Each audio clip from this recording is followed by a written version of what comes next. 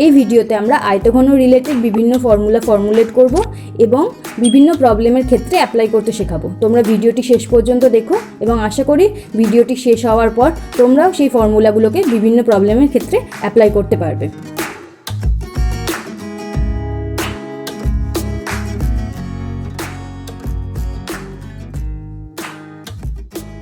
In this tough time, it is important for all of us to be safe. So stay safe, stay home. Hello and welcome to our channel পড়াশোনা।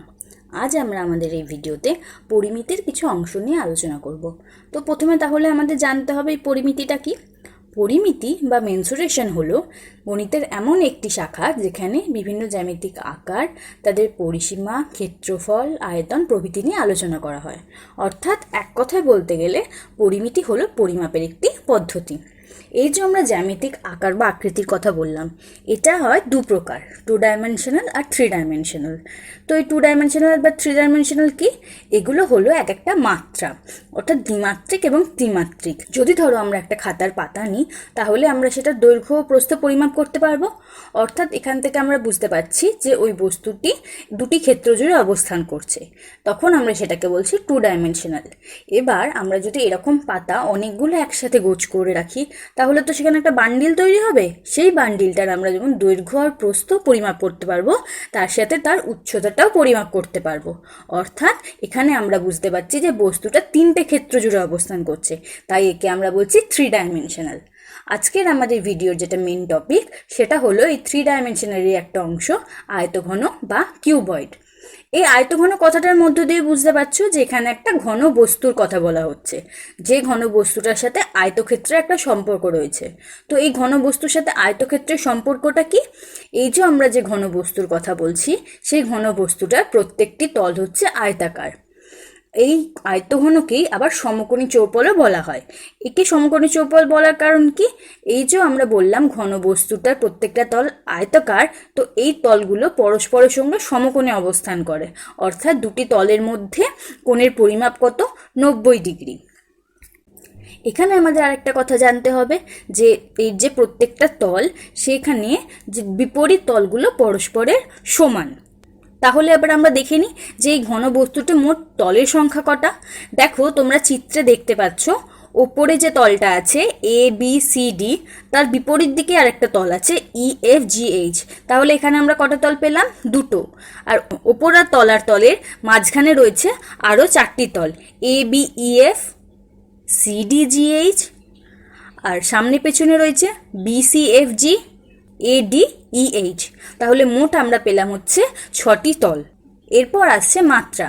তো একটু আগেই আমরা দেখলাম যে এই ঘনবস্তুর ক্ষেত্রে আমরা পরিমাপ করছি 3টে দিক, দৈর্ঘ্য, প্রস্থ ও উচ্চতা। তাহলে এই ক্ষেত্রে মাত্রা হবে আমাদের 3। নেক্সট আসছে ধার। ধার বা এজ। এজ কোনগুলোকে বলছি? এই যে আমরা ধরো শুধু যদি ওপরের তলটা নিই, ABCD, এই ABCD তলের ক্ষেত্রে আমরা কি পাচ্ছি? দুটো দৈর্ঘ্য, দুটো প্রস্থ। আর আবার কি বলেছি? যে বিপরীত তলগুলো পরস্পরের সমান। তাহলে তলায় যে তলটা আছে EFGH, সেখানে আমরা দুটো দৈর্ঘ্য আর দুটো প্রস্থ পাচ্ছি। তাহলে এখান থেকে কি পেলাম? 4টে দৈর্ঘ্য আর 4টে প্রস্থ। আর এই ঘনবস্তুর ক্ষেত্রে আমরা উচ্চতাটা দেখো মাপছি 4টে ধার দিয়ে। তাহলে এই ক্ষেত্রে আমরা দেখো 4টে দৈর্ঘ্য, 4টে প্রস্থ, 4টে উচ্চতা পাচ্ছি। তাহলে মোট ধার সংখ্যা হলো 12টি। এরপর আসছে শীর্ষবিন্দু। শীর্ষবিন্দু কোনগুলোকে বলছি? যেখানে এসে ধারগুলো মিলিত হচ্ছে। তো ছবিটার ক্ষেত্রে দেখো, আমরা যদি পয়েন্ট বিটাকে নিই, পয়েন্ট বিতে দেখো AB, CB, FB 3টে ধার এসে মিলিত হয়েছে। তাহলে বিটা হলো একটি শীর্ষবিন্দু। ঠিক সেইভাবেই আমরা দেখতে পাচ্ছি এখানে 8টা শীর্ষবিন্দু আছে যেখানে ধারগুলো এসে মিলিত হচ্ছে। ABCDEFGH, টোটাল শীর্ষবিন্দুর সংখ্যা হলো 8। এরপর আসবো আমরা ক্ষেত্রফলে। তো আগে জানতে হবে ক্ষেত্রফলটা কি। কোনো বস্তু যতটা জায়গা জুড়ে অবস্থান করে তাকে তার ক্ষেত্রফল বলা হয়। তো এবার আমাকে কি করতে হবে? এটার ক্ষেত্রফল বার করতে হবে। এটার ক্ষেত্রফল বার করা কিন্তু খুবই সহজ, কারণ কি এর প্রত্যেকটা তল আয়তাকার, আর আয়তক্ষেত্রের ক্ষেত্রফল আমরা কি করে বার করি? দৈর্ঘ্যের সাথে প্রস্থের গুণ করে। তো আমরা যদি প্রত্যেকটা তলের আলাদা আলাদা করে ক্ষেত্রফল বার করে নিই এবং সেটাকে যদি একসাথে যোগ করি, তাহলেই আমরা সেটার ক্ষেত্রফল পেয়ে যাব। যেমন ধরো আমরা যদি প্রথমে তল দেখব ইউ ভি ওয়াই এক্স, এই তলের ক্ষেত্রে আমরা কি পাচ্ছি, দৈর্ঘ্য আর উচ্চতা। তাহলে এটার যদি ক্ষেত্রফল বার করতে হয় এখানে আমাকে দৈর্ঘ্যের সাথে উচ্চতা গুণ করতে হবে। এর ঠিক উল্টো দিকে যে তলটা আছে অর্থাৎ এস টি ডাব্লিউ জেড, এই দুটো তলের ক্ষেত্রফল সমান আমরা জানি। আবার যদি আমরা আরো দুটো তল নিই ইউ টি ডাব্লিউ এক্স এবং তার উল্টো দিকের যে তলটা আছে এস ভি ওয়াই জেড, এই দুটো তলের ক্ষেত্রফল সমান। এই দুটো তলের ক্ষেত্রফল আমরা কি করে পাবো, প্রস্থের সাথে উচ্চতার গুণ করে। আর আমাদের পড়ে রইল আরো দুটো তল এস টি ইউ ভি আর এক্স ডাব্লিউ জেড ওয়াই, এই যে দুটো তল আছে এই দুটো তলেরও ক্ষেত্রফল সমান। আর এদের ক্ষেত্রফল কি করে পাবো আমরা, দৈর্ঘ্যের সাথে উচ্চতা গুণ করে। তো এগুলোকে যদি আমরা একসাথে যোগ করে দিই তাহলে আমরা এটা সমগ্র তলের ক্ষেত্রফলটা পেয়ে যাব। তাহলে সবশেষে আমাদের কি দাঁড়াচ্ছে, সমগ্র তলের ক্ষেত্রফল হলো 2 গুণ, তো পুরো জিনিসটার সাথে গুণ করছি কেন কি একটু আগেই বললাম যেহেতু বিপরীত তল দুটির ক্ষেত্রফল সমান সেই জন্য আমরা একেবারে 3টে সাইডের ক্ষেত্রফল বার করে নিই, সেটাকে 2 দিয়ে গুণ করলেই আমরা এখানে সমগ্র তলের ক্ষেত্রফল পেয়ে যাব। তাহলে এখানে আমরা কি পাচ্ছি, সমগ্র তলের ক্ষেত্রফল ইজ ইকুয়াল টু 2 গুণ দৈর্ঘ্য গুণ প্রস্থ যোগ দৈর্ঘ্য গুণ উচ্চতা যোগ প্রস্থ গুণ উচ্চতা। আর আমরা জানি ক্ষেত্রফলের একক কি হয়, বর্গ একক, তাহলে এখানে আমাদের এককও ব্যবহার করতে হবে বর্গ একক। আমরা পড়লাম ক্ষেত্রফলের ব্যাপারে, এরপর আসছি আয়তন। আয়তন কি, ক্ষেত্রফলের ক্ষেত্রে আমরা কি বললাম যে কোনো বস্তু যতটা স্থান গ্রহণ করে থাকে, আর আয়তন হচ্ছে বস্তুটা যে পরিমাণ স্থান ধারণ করে থাকে, অর্থাৎ ওই বস্তুর মধ্যে কঠিন তরল বা গ্যাসের পরিমাণ কত সেটা যেটা দিয়ে বোঝায় সেটাই হলো তার আয়তন। আয়তন আমরা কি করে বার করব, আয়তন বার করার নিয়ম হলো দৈর্ঘ্য গুণ প্রস্থ গুণ উচ্চতা। এখানে যেহেতু আমরা 3টে অঞ্চলের গুণফল বার করছি তাই তার একক হবে ঘন একক। এরপর আমরা আসব আয়তঘনকের কর্ণের দৈর্ঘ্য কিভাবে বার করে। প্রথমে আমরা জানি যে কর্ণটা কি হয়, এখানে পাশের চিত্রে যে আয়তঘনটা আছে তার একটা কোণ ধরে নিলাম এফ ই ডি, আর একটা কোণ ধরে নিচ্ছি এ বি সি।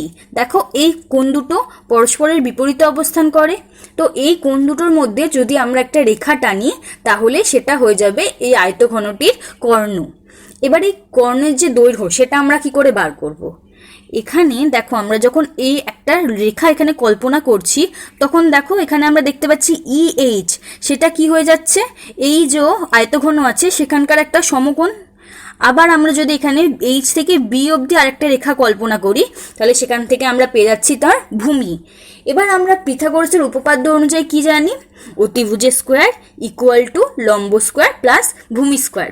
তাহলে আমরা কি বলতে পারি, EB square is equal two EH square plus BH square.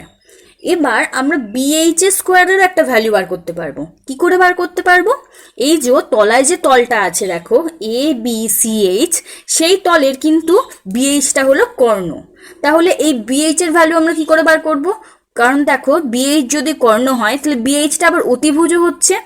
এখানেও যদি আমরা পিথাগোরাসের উপপাদ্য কাজে লাগাই তাহলে কি দেখতে পারবো, BH square is equal two AB square plus AH square. তাহলে এই যে BH স্কোয়ারের যে মানটা সেটা যদি আগের সমীকরণে আমরা বসাই সেখান থেকে কি পাচ্ছি, EB square is equal two AB square plus AH square plus EH square. এটা হয়ে গেল স্কোয়ার। এবার আমাকে বার করতে হবে শুধু অতিভুজটা, অতিভুজের স্কোয়ার নয় কিন্তু। তাহলে আমরা যদি এখান থেকে স্কোয়ারটা ওদিকে নিয়ে যাই সেটা হয়ে যাবে কি রুট ওভার। তো রুট ওভার দিয়ে কি বেরোচ্ছে, EB equal to root over of AB square plus AH square plus EH square. এবার একটা জিনিস লক্ষ্য করো, এই যে আয়তঘনটা আমরা পেয়েছি তার মধ্যে ABটা কি লেন্থ অর্থাৎ দৈর্ঘ্য, AHটা হচ্ছে ব্রেথ অর্থাৎ প্রস্থ, আর EHটা হচ্ছে লম্ব অর্থাৎ উচ্চতা।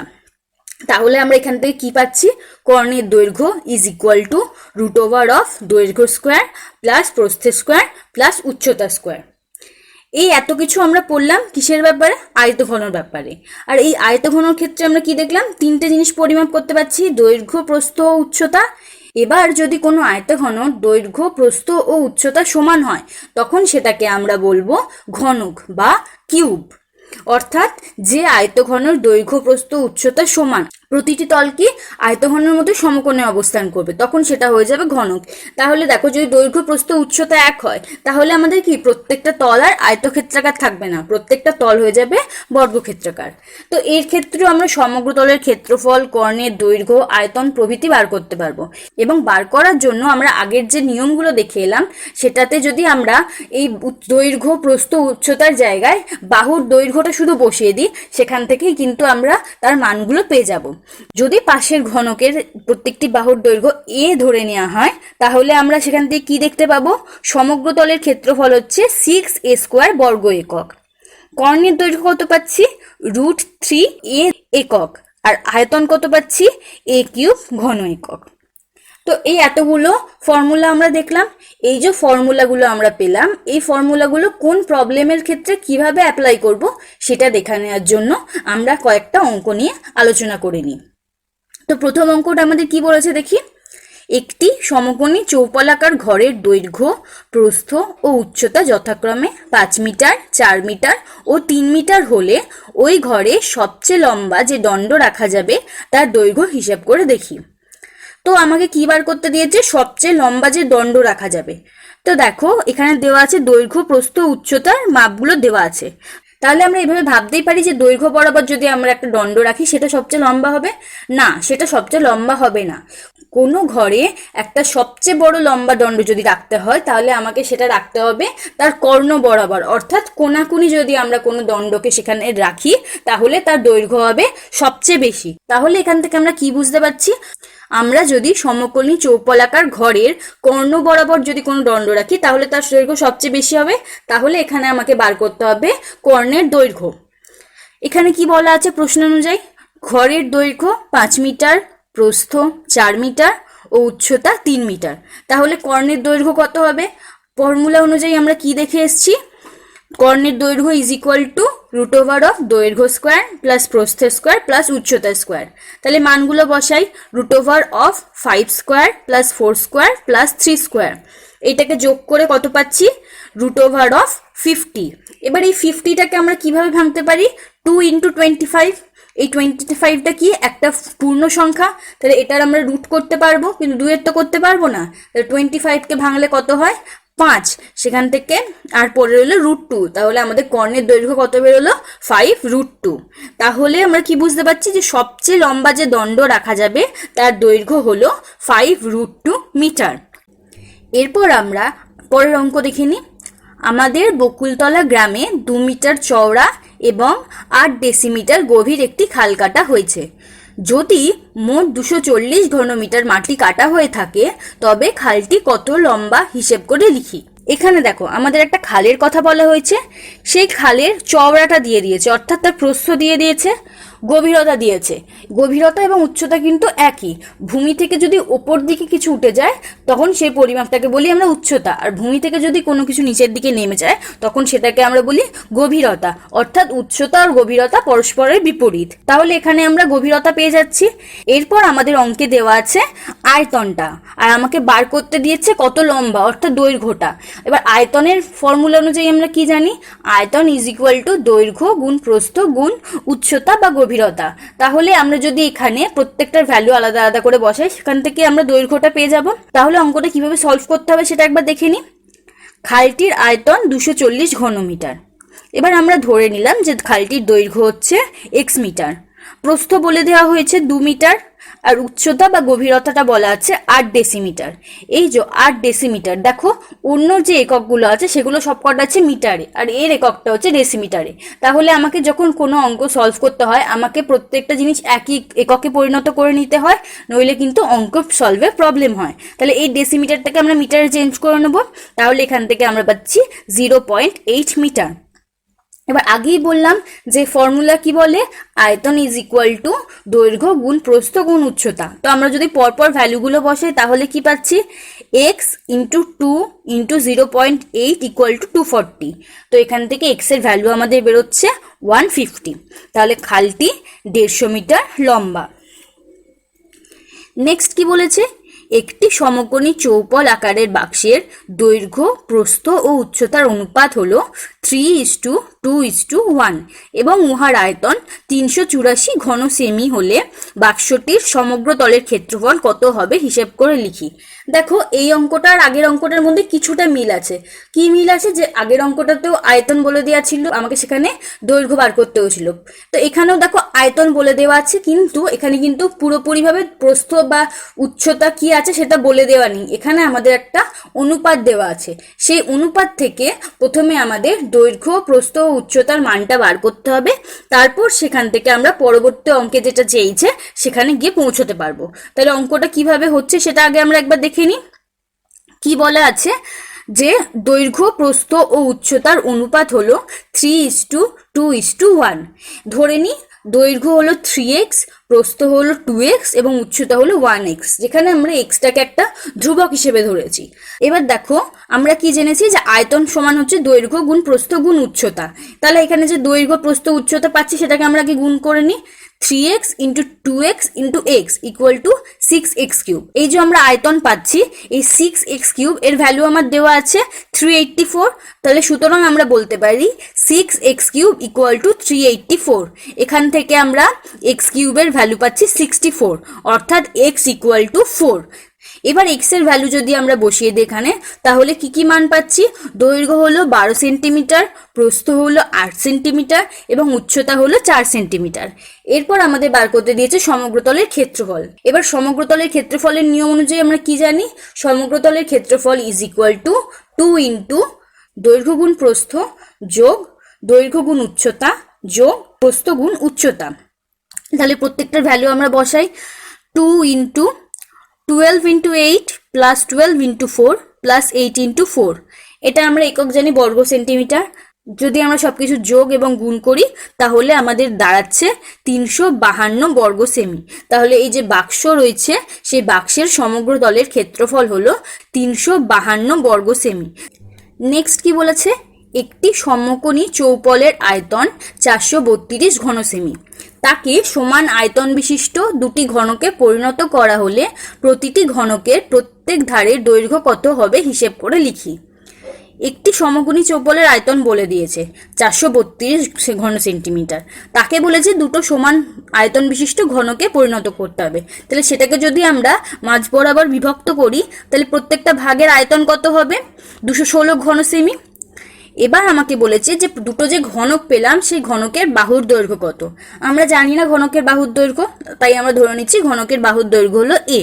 এবার আমরা কি জানি ঘনকের ক্ষেত্রে আয়তন কি হয়, বাহুর কিউব, অর্থাৎ a কিউব ইকুয়াল টু 216। তাহলে এখান থেকে যদি আমরা এর ভ্যালু বার করি সেখান থেকে এর ভ্যালু বেরোচ্ছে 6। তাহলে কি হলো, প্রতিটি ঘনকের ধারের দৈর্ঘ্য বেরোলো 6 সেন্টিমিটার। আশা করছি আজকে যে প্রবলেমগুলো করিয়েছি সেগুলো তোমাদের বুঝতে কোনো অসুবিধা নেই। যদি কিছু অসুবিধা হয়ে থাকে তোমরা অবশ্যই কমেন্ট বক্সে জানাতে পারো, এবং এই নিয়ম সংক্রান্ত আরও কিছু প্রবলেম নিয়ে আমরা পরের ভিডিওতে আবার আলোচনা করব, যাতে এই আয়তঘন চ্যাপ্টারটা নিয়ে তোমাদের আর কোনো সমস্যা না থাকে। আর এই ভিডিওটি যদি তোমাদের ভালো লেগে থাকে তাহলে লাইক এবং শেয়ার করবে, যাতে তোমাদের যারা বন্ধুরা আছে তারাও এই ভিডিওটা দেখে আয়তঘন চ্যাপ্টারের কনসেপ্টটা ক্লিয়ার করতে পারে। আর তোমরা যদি কেউ এখন এই চ্যানেলে সাবস্ক্রাইব না করে থাকো তাহলে অবশ্যই সাবস্ক্রাইব করবে এবং বেল আইকনে টিপে অল বাটনটা ক্লিক করবে, যাতে যখনই কোনো নতুন ভিডিও আসবে তোমরা যাতে সাথে সাথে সেই নোটিফিকেশনটা পাও।